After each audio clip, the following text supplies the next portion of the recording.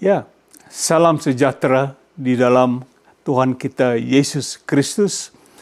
Kami dari Great Commission Gospel Ministry di Amerika Serikat, dalam bahasa Indonesia dikatakan Persekutuan Pelayanan Injil Amanat Agung. Ya, saudaraku, nama saya Pendeta Cornelius Ritiau. Saya ingin mengucapkan selamat bergabung bersama kami pada hari ini. Dan puji Tuhan, Tuhan berkati. Jadi saudaraku, pada hari ini kita akan belajar, yaitu sudah lumrah kalau manusia, semua manusia ingin mempunyai hidup yang berkelimpahan dengan segala macam berkat-berkat atau berkah-berkah dari Tuhan. Tapi kita akan belajar hari ini, yaitu apakah benar kalau Tuhan Yesus datang ke dunia ini, mati di kayu salib, dan bangkit kembali untuk membuat kita manusia hidup berkelimpahan dengan segala harta duniawi, atau kita menjadi kaya raya. Apakah itu Tuhan Yesus sudah datang ke dalam dunia ini? Mari kita berdoa. Bapa dalam surga, berkati kami jemaat-Mu, berkati firman-Mu yang hidup, supaya firman-Mu masuk dalam hati kami pada hari ini. Oleh sebab itu Tuhan, kuduskan kami dengan darah-Mu yang kudus. Juga penuhi hamba-Mu dengan kuasa Roh Kudus dalam menyampaikan firman-Mu hari ini. Di dalam nama Tuhan Yesus Kristus kami berdoa. Semua katakan? Amin. Amin. Saudaraku, sebelum kita masuk poin nomor 1, saya ada beberapa note saya tulis. Saudara bisa lihat, dan judulnya juga, yaitu judul Hidup Berkelimpahan atau Abundant Life dalam bahasa Inggrisnya. Yaitu hidup, mari kita katakan hidup berkelimpahan. Jadi judul ini mungkin Anda bisa tebak kemana larinya khotbah ini. Dan ada beberapa notes sebelum saya masuk poin nomor 1. Bisa baca, saya tulis di screen. Nah, untuk selama 400 tahun, manusia ditinggalkan oleh Tuhan Allah. Tidak ada suara satu malaikat pun, dan tidak ada suara satu nabi pun. Oleh karena manusia sangat tegar tengkuk atau jahat dan tidak mau taat pada Tuhan Allah. Note next, saya taruh lagi sebelum kita mulai. Dan 400 tahun kemudian, Tuhan Yesus Kristus datang ke dalam dunia ini. Bukan, katakan bukan. Bukan karena manusia hidup terlalu miskin, sehingga harus dijadikan kaya raya dan hidup berkelimpahan dengan segala harta benda duniawi. Coba kita baca lagi next note-nya. Tetapi Tuhan Yesus datang untuk menyelamatkan, katakan menyelamatkan manusia dari segala dosa-dosa mereka dengan jalan Dia mati di kayu salib dan bangkit kembali dari kematiannya, asalkan manusia mau percaya dan menerima Dia sebagai Tuhan dan Juru Selamat mereka. Next lagi note-nya, kita baca. Jadi, sepanjang pengetahuan saya, Tuhan Yesus Kristus tidak pernah berkata, "Aku datang supaya kamu menjadi kaya raya," baik uang maupun material di dalam dunia ini. Amin. Itulah note yang saya taruh. Dan sekarang kita masuk poin nomor 1. Kita lihat poin nomor 1 di layar, yaitu peringatan Tuhan Yesus Kristus. The warning of the Lord Jesus Christ. Jadi ada peringatan dari Tuhan Yesus untuk kita semua. Mari kita baca ayat Lukas 12 ayat 15. Katanya, kata Yesus lagi kepada mereka, "Berjaga-jagalah dan waspadalah terhadap segala apa? Ketamakan atau keserakahan. Sebab walaupun seorang berlimpah-limpah, katanya, hidupnya tidaklah tergantung daripada kekayaannya." Nah, ini Tuhan Yesus yang katakan. Kira-kira kalau Tuhan Yesus berkata waspadalah, kita waspada. Ketamakan. Coba saya taruh note, kita baca note di layar juga. Ketamakan atau keserakahan adalah kehidupan yang penuh dengan segala hawa nafsu daging dan sama sekali hidup tidak taat dan tidak memuliakan Tuhan sehingga menghasilkan dosa. Bahaya saudaraku, itu ketamakan. Orang yang jadi serakah, dia tidak taat kepada Tuhan. Poin nomor 2, kita dengan cepat. Kumpulkanlah hartamu di sorga. Lay up your treasures in heaven. Jadi kumpulkanlah hartamu di sorga. Coba kita lihat buku Tuhan Yesus bilang di Matius pasal 6 ayat 19a dan 20a saja. 19a, janganlah kamu mengumpulkan harta di bumi. Ini Tuhan Yesus yang berbicara, saudaraku. Tuhan Yesus yang katakan, bukan saya.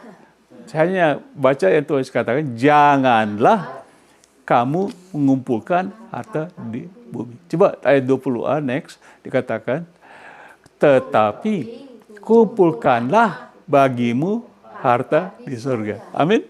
Ini Tuhan Yesus yang berbicara. Coba kita baca note-nya. Next. Kira-kira harta semacam apa yang manusia dapat kumpulkan di surga? Harta duniawi atau harta surgawi? Apakah tidak ada emas dan berlian di surga? Saudara bisa baca sendiri di kitab Wahyu pasal 21 ayat 18-20 dijelaskan surga itu punya emas, berlian, semua berlian apapun ada di surga. Jadi kita ke surga nggak perlu bawa harta dunia. Maaf saudaraku. Oke, coba kita baca next-nya. Bagaimana dengan jiwa-jiwa yang sudah dimenangkan untuk Tuhan Yesus? Karena harga satu nyawa atau satu jiwa lebih mahal daripada dunia ini. Soal bicara harta, bawa ke surga. Yang mana? Jiwa-jiwa kita menangkan, kita bawa ke surga. Dan kita tidak bisa bawa harta dunia ke surga. Contoh, baca Markus pasal 8, kita baca Markus 8 ayat 36 dan 37. Tuhan Yesus lagi berkata, apa gunanya seorang memperoleh seluruh dunia tetapi ia kehilangan nyawanya? Wow, Tuhan Yesus berbicara ini. Coba ayat 37, dia berkata lagi, karena apakah yang dapat diberikannya sebagai ganti nyawanya? Wow. Kalau Tuhan Yesus ngomong begini, dia serius tidak? Dia serius. Coba kita baca note-nya, saya taruh di sini dengan cepat. Kehilangan nyawa adalah bukan hal yang sangat sepele saja, tetapi sangat serius.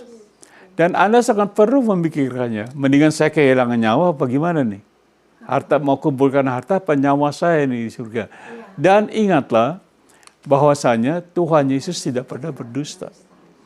Jadi kalau Tuhan Yesus bilang kumpulkan harta di surga, ya kumpulkan harta di surga. Kita tahu harta surga yang kita kumpulkan bukan harta duniawi.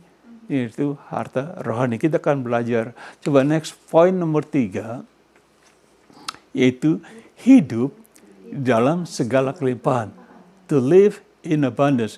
Dari poin 3 judulnya hidup di dalam segala kelimpahan, kita berkuit. Nah, Pak Ritio sekarang mau ngajarin kita bagaimana kita hidup dengan penuh kelimpahan. Nah, betul?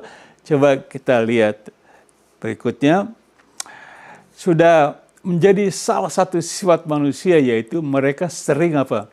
Meminta-minta berkah-berkah duniawi yang berkelimpahan dari Tuhan Allah.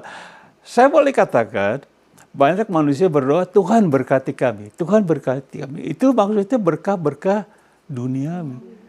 Tidak mungkin ada Tuhan berikan saya berkah-berkah rohani. Jarang saya dengar orang berdoa gitu. Coba next point-nya kita lihat. Dikatakan khususnya, khususnya berkah uang atau harta benda kekayaan duniawi. Apalagi di akhir zaman ini di mana keadaan ekonomi sangat sulit sekali. Ya, jadi orang mintanya zaman ini, waduh Pak, bangun tidur terus berdoa mau cari nafkah, mau cari harta duniawi. Itu sudah langsung di pikiran manusia ya. Kalau bangun pagi ya, karena ekonomi susah. Tetapi kita akan lihat apa kata Alkitab. Apa kata contohnya Yohanes 10 ayat 10 kitab Tuhan Yesus lagi berkata nih. Saya suka ngomong tentang Tuhan Yesus berkata. Kalau saya ngomong tentang pikiran saya itu nggak berlaku karena hikmat manusia, hikmat dunia, kebodohan bagi Tuhan ya. Jadi kita taruh Tuhan Yesus ngomong apa coba. Tuhan Yesus bilang begini. Pencuri yaitu setan datang ini diminta atau tidak dia datang setan oleh hanya untuk apa? Mencuri dan membunuh dan membinasakan. Aku datang ya Tuhan Yesus supaya mereka dua-duanya mempunyai hidup dan mempunyai di dalam segala kelimpahan. Nah, saudaraku, banyak orang hamba Tuhan menerjemahkan ayat ini dalam hal duniawi, perkara duniawi. Tetapi kita baca ayatnya Tuhan Yesus katakan pencuri datang. Oke, yaitu iblis datang. Lantas dia bilang aku datang berbeda. Oke, aku datang memberi segala kelimpahan. Coba kita baca note next-nya. Saya taruh. Sangat perlu untuk kita camkan, yaitu di dalam ayat ini, Tuhan Yesus sama sekali tidak menyebutkan soal uang atau harta benda duniawi. Tuhan Yesus nggak bilang begitu. Tuhan Yesus nggak bilang, aku datang supaya kalian punya hidup kelimpahan, jadi kaya raya. Tuhan Yesus tidak bilang gitu. Coba note-nya saudara mengerti, saya taruh supaya mengertinya. Tetapi Tuhan Yesus berbicara soal setan datang dan domba-domba Tuhan Yesus mempunyai jaminan hidup, yaitu hidup berkelimpahan. Jaminan dengan rasa aman karena tidak akan dicuri, dibunuh, dan dibinasakan oleh setan. Jadi saudara mengerti, itu ayat 10 ini. Jadi Tuhan Yesus, kamu tidak akan dibunuh, dicuri, dan sebagainya. Makanya aku datang supaya kamu hidup. Nah, hidupnya berkelimpahan bukan soal materi. Kita akan belajar ini apa maksud Tuhan Yesus mengatakan hidup berkelimpahan. Contoh ayat-ayat ini kita baca. Yang saya tulis ini ayat Roma 5 ayat 17. Sebab jika oleh dosa satu orang maut telah berkuasa oleh satu orang itu, maka lebih benar lagi mereka yang telah menerima kelimpahan. Ingat, kita berbicara tadi Tuhan Yesus mengatakan hidup berkelimpahan. Saya cuma maksud contoh kelimpahan apa. Dikatakan menerima kelimpahan apa? Kasih karunia. Dan anugerah kebenaran akan hidup berkuasa oleh karena satu orang itu yaitu siapa? Yesus Kristus. Nah, ini hidup kelimpahan. Kelimpahan kasih karunia dan anugerah dan hidup berkuasa. Kita berkelimpahan oleh kasih anugerah dan kita kelimpahan dengan hidup berkuasa. Oke, note. Kita baca, ini bukanlah kelimpahan dengan harta benda dan uang, tetapi kelimpahan dengan harta rohani, di mana hampir seluruh manusia kurang begitu merasa tertarik dengan hal tersebut. Kalau kita jelaskan Tuhan Yesus maksudnya hal rohani, manusia katanya, aduh saya perlu harta apa? Perlu uang, perlu materi.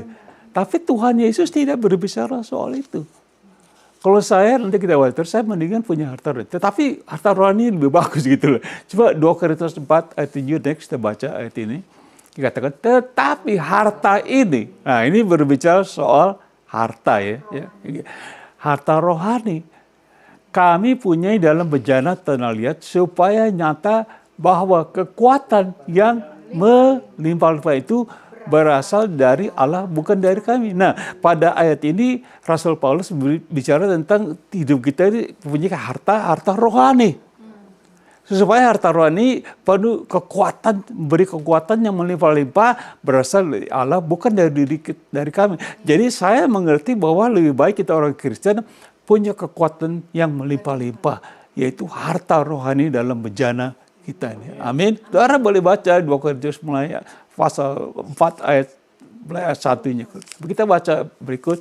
Tetapi katakan ayat berikut, sebab pelayanan kasih yang berisi pemberian ini bukan mencukupkan, artinya bukan melebihkan, hanya mencukupkan, bukan melebihkan keperluan orang kudus, orang Kristen, tetapi juga melimpahkan ucapan syukur kepada Allah. Anda bagaimana? Bangun pagi, hidup penuh berucap syukur, melimpah dengan ucapan syukur. Nah, ini yang kita maksud Tuhan Yesus katakan, aku datang supaya kamu hidup berkelimpahan. Kita baca berlimpah dengan ucapan syukur, berlimpah dengan anugerah Allah, kekuatan Allah. Itu kita orang Kristen. Coba kita baca Filipi 1 ayat 9 next. Dikatakan, dan inilah doaku, doa Rasul Paulus, semoga kasihmu makin apa? Melimpah. Saudara punya kasih melimpah tidak? Sehingga orang merasakan kasih kita. Kita kemana orang merasakan kasih kita.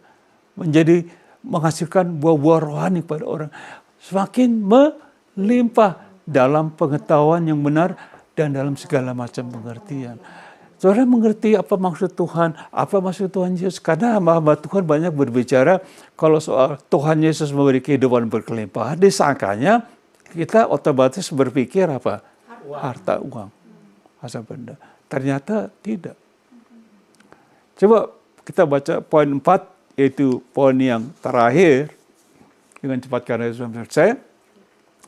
Berkat rohani. Spiritual blessing. Nah tadi saya katakan, jelas dikatakan ayat kita baca tentang berkat rohani di dalam bejana hidup kita ini. Supaya kita keluarkan ke surga berkat-berkat yang rohani. Sementara ini kita bisa bagikan juga kepada orang. Amin. Karena hidup kita berlimpah. Katakan berlimpah. Berlimpah penuh dengan berkat-berkat rohani yang kita bisa bagikan. Nah sekarang poin nomor 4, berkat rohani. Coba ini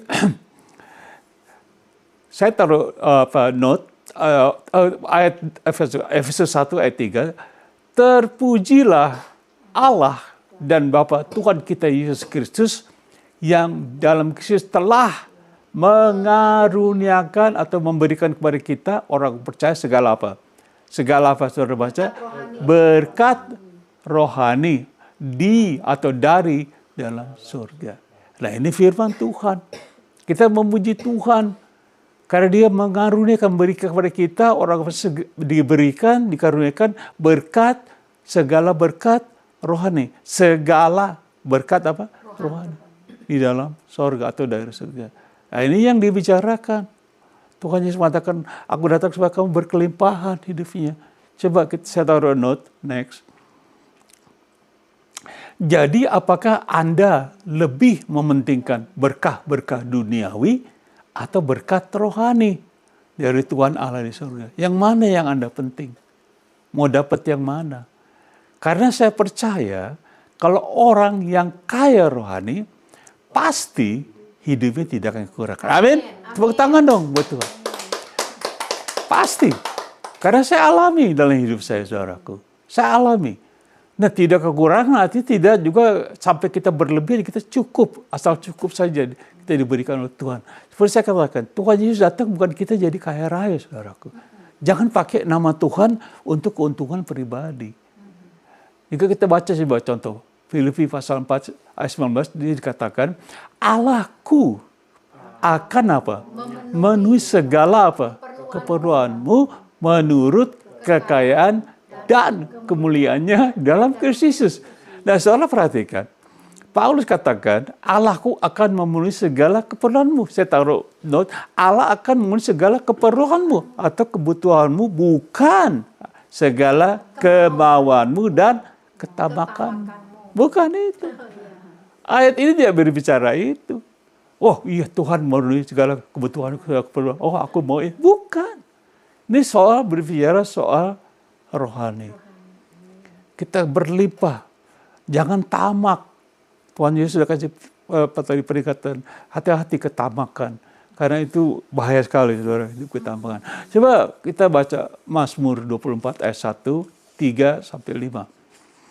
Apakah Tuhan Allah kita kaya? Tadi katakan sesuai dengan kekayaan Tuhan. Nah, kita pelajari ini. Nah, Mazmur Daud, Tuhanlah yang empunya atau memiliki bumi serta segala isinya dan dunia serta yang diam di dalamnya. Kaya nggak Tuhan? Kaya. Kaya nggak? Kalau saya tanya, Bapak kamu siapa? Saudara bilang, oh Bapak saya yang punya Indonesia. Dengan segala isinya, ikan-ikan, ya, ternak-ternak, hutan-hutan tuh punya Bapak saya. Yang punya Indonesia, kaya nggak? Kaya. Nah ini Tuhan kita yang mempunyai dunia. Dia memiliki bumi serta isinya. Lebih kaya mana? Bukan Indonesia. Saudaraku, kita harus berpikir secara rohani. Ya. Bumi dan dunia adalah hanya sebagian saja dari kekayaan Tuhan Allah. Saya tahu, bukan semua kekayaan Allah itu bumi dan dunia ini, bukan. Ini sebagian aja. Belum bintang, belum matahari, belum bulan, belum surga. Kekayaan Tuhan itu sampai kemana-mana. Jadi sudah berpikir Tuhan itu sangat kaya. Coba kita baca seterusnya ayat 3-nya. Siapakah itu orang yang boleh naik ke atas gunung Tuhan? Siapakah itu orang yang boleh berdiri di tempatnya yang kudus? Nah, ini tidak membicarakan tentang surga. Tapi tempatnya yang kudus bisa di mana-mana. Contohnya di rumah ibadah dan lain-lain. Siapa yang bisa berdiri tempatnya yang kudus? Ya tidak. Bisa di gereja juga dikuduskan. Coba baca ayat 4-nya. Siapa yang patut? Orang yang bersih tangannya dan murni hatinya, yang tidak menyerahkan dirinya kepada penipuan dan yang tidak bersumpah palsu. Kalau udah masuk surga, sih nggak perlu tangannya dicuci lagi. Ya enggak? Nggak perlu lagi hati murni menyerahkan segala penipuan, nggak ada. Masuk surga, selesai semuanya. Jadi saya katakan di sini keadaan kita berdiri di tempat yang kudus. Yaitu di dunia ini di mana tidak bicara soal surga. Nah, ayat ini memerlukan pertobatan untuk disucikan oleh darah anak domba Allah ini, Tuhan Yesus Kristus. Harus disucikan. Kita murni supaya kita berhak berdiri di tempatnya yang kudus. Ngerti ya? Amin. Coba ayat 5. Dikatakan lagi, dialah yang akan menerima berkat. Nah, berkat di sini bukan lagi berkat kalau berpikir, wah kalau gitu saya bisa jadi kaya raya. Bukan. Menerima berkat sini berkat rohani dari Tuhan dan keadilan dari Allah yang menyelamatkan dia. Saudaraku, berkat di sini itu berkat rohani, bukan duniawi, karena orang berdiri di tempat Tuhan Allah yang Maha Kudus. Saudara berbicara dalam satu tempat yang kudus, tidak ada harta duniawi. Di situ harta rohani banyak, tempat Allah yang kudus. Saudara nggak berbicara soal dosa lagi. Saya katakan tadi Tuhan Yesus bilang kalau ketamakan itu membawa dosa. Ada amin? Amin. Nah, saya taruh note. Saya sudah selesai. Firman Tuhan adalah ya dan amin. Amin? Amin. Bumi adalah milik Tuhan. Jangan sampai dirusak oleh dosa manusia. Tuhan Allah akan marah dan kita akan biasa. Amin. Jadi saudara harus mengerti khotbah hari ini. Jadi kesimpulannya, aplikasinya apa? Kita lihat next. Kita belajar hari ini satu, peringatan Tuhan Yesus Kristus. The warning of the Lord Jesus. Tadi kita sudah baca tentang ketamakan dan sebagainya. Nomor 2, kita belajar tadi poin, kumpulkanlah harta di sorga. Lay up your treasures in heaven. Jadi nggak harta dunia, harta yang sorgawi. Poin nomor 3 tadi kita belajar, yaitu apa? Hidup dalam segala kelimpahan. To live in abundance. Nah, kelimpahan tadi kita belajar rohani, saudara. Kalau kita berkelimpahan dengan secara rohani, pasti cukup hidupnya. Paulus bilang, Allahku akan mencukupkan, bukan dilebih. Kita jangan serakah ya, saudaraku, hidup manusia. Tuhannya berubah tidak? 2000 tahun yang lalu, sekarang ya sama Tuhannya. Amin. Nomor 4, kita lihat tadi kita pelajari notnya, yaitu berkat rohani. Spiritual blessing. Amin, saudaraku. Coba saya taruh aplikasi note to next. Ini perlu untuk disampaikan kepada Anda semua bahwa saya pribadi adalah seorang hamba Tuhan yang sangat tidak suka berkhotbah tentang prosperity atau kemakmuran, yaitu bagaimana caranya untuk membuat diri kita kaya raya dengan mempergunakan nama siapa? Tuhan Yesus Kristus. Saya tidak suka, saudaraku, bicarakan soal itu. Amin. Coba next. Sebab saya pribadi sangat percaya bahwa Tuhan Yesus sudah datang ke dalam dunia ini menderita, katakan menderita, sampai mati di kayu salib demi satu hal, yaitu apa? Menyelamatkan, katakan menyelamatkan. Menyelamatkan manusia, itu Anda dan saya diselamatkan dari segala dosa-dosa mereka itu kita, dan bukan untuk supaya manusia menjadi kaya raya. Tuhan Yesus datang bukan itu. Tuhan Yesus datang untuk selamatkan Anda dan saya. Dan dari dosa-dosa kita, karena kejahatan. Tadi saya sudah katakan 400 tahun ditinggalin manusia. Tuhan Yesus kesal juga ya, sepi, gak ada apa-apa.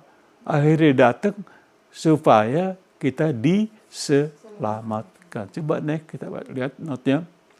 Ingat bahwa Tuhan Yesus telah memperingatkan kita semua tentang ketamakan. Tadi saya sudah ceritakan. Jadi marilah kita belajar untuk hidup berkelimpahan. Katakan berkelimpahan dengan segala apa? Harta rohani dari surga. Karena segala yang baik datang dari atas, dari Bapa segala terang. Coba kita baca Yakobus 17. Ada terakhir kita baca Yakobus 17a saja ya. Setiap pemberian yang baik dan setiap anugerah yang sempurna datangnya dari atas, diturunkan dari Bapa segala terang. Jadi dari sorga, saudaraku, kita diberi hal-hal yang baik. Kita diberi anugerah. Setiap anugerah, katakan anugerah. Anugerah yang sempurna. Datangnya dari atas Bapa. Itu yang turun. Saudara, kita dari surga pikirannya materi, segala bisa, pikirin sih boleh. Boleh dikasih, tapi cukup-cukupan aja deh. Jangan serakah. Gitu. Saya orang Jakarta nih ya. Saya besar di Jakarta. Iya kagak, saya kagak. Cukup-cukup aja deh. Nggak usah minta segala-gala, udah pakai nama Tuhan, berdoa, mantu, jadi kamu jadi kaya, diberkati. Pikirnya berkati rohani kek. Ini baru materi. Orangnya suka datang, dengerin. Saya nggak suka, saudara, bicara soal prosperity, karena Tuhan Yesus datang, mati, berkorban untuk hidup kita karena dosa kita. Amin, saudaraku. Nah, saudaraku, saya katakan, pelajaran ini, harta rohani ini, saudara bisa terima kalau saudara sudah menjadi Kristen. Nah, menjadi Kristen bukan karena ke gereja. Oh, bingung lagi itu. Menjadi Kristen bukannya doa ke gereja, otomatis jadi Kristen atau lahir dari keluarga Kristen. Anda harus buka hati terima Tuhan Yesus. Firman Tuhan katakan setiap orang menerima Dia diberi kuasa menjadi anak-anak Allah, yaitu mereka yang percaya kepada namanya, dan yang bukan dilahirkan dari darah dan daging dan keinginan laki-laki, tapi dari Allah, itu menjadi Kristen. Saya akan berdoa. Kalau saudara belum menjadi Kristen, ulangi doa saya seperti ini. Tuhan Yesus, saya percaya Engkau adalah Tuhan dan Juru Selamat. Saya membuka hati saya menerima Engkau sebagai Tuhan saya.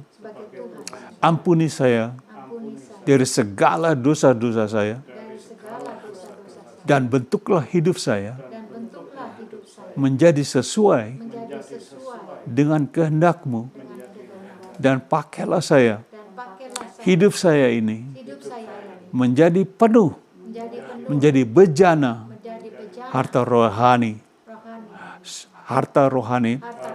supaya saya bisa share harta rohani ini dengan orang lain. Di dalam nama Tuhan Yesus Kristus, saya berdoa. Amin.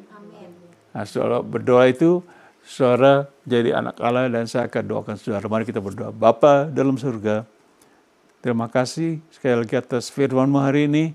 Biarlah firman-Mu ini tinggal dalam hati kami, boleh kami pakai dalam hidup kami. Di dalam nama Tuhan Yesus Kristus kami berdoa. Semua katakan amin. Tuhan berkati. Selamat lagi gabung dengan kami pada hari ini. Terima kasih, dan sampai kita bertemu kembali di waktu yang akan datang. God bless you. Bye-bye.